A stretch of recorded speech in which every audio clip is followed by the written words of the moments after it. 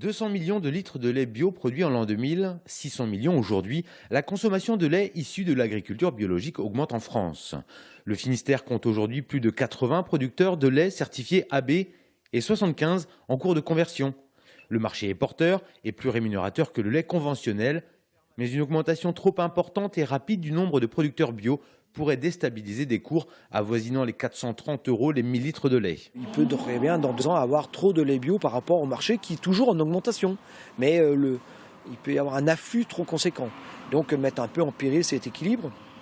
Donc il faut espérer que tout le monde va s'engager pour être garant de pouvoir transformer et valoriser ce lait qui arriverait sur le marché dans 2 ans pour que cet équilibre quand même soit gardé, quoi.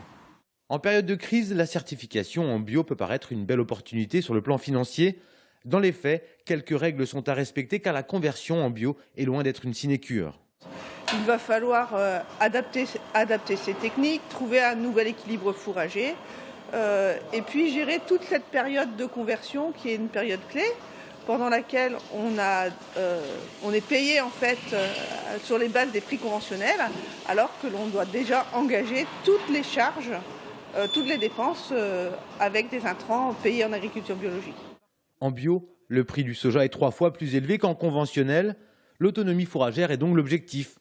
Revers de la médaille, les agriculteurs doivent composer avec des conditions climatiques aléatoires de notre région. Les régimes alimentaires sont souvent un peu moins riches, composés de récoltes, d'ensilage d'herbes, de qualité forcément variables. Et donc on va avoir une productivité des vaches, notamment en hiver, qui sera un peu moins élevée. Il faut s'y préparer à passer de 8000 litres de lait à 5500 litres de lait par vache, ce qui est couramment rencontré dans les exploitations laitières bio bretonnes. Technique, économique, mais aussi psychologique, la conversion en bio est un véritable défi qu'il faut anticiper pour sereinement réussir cette nouvelle façon de vivre sa production agricole.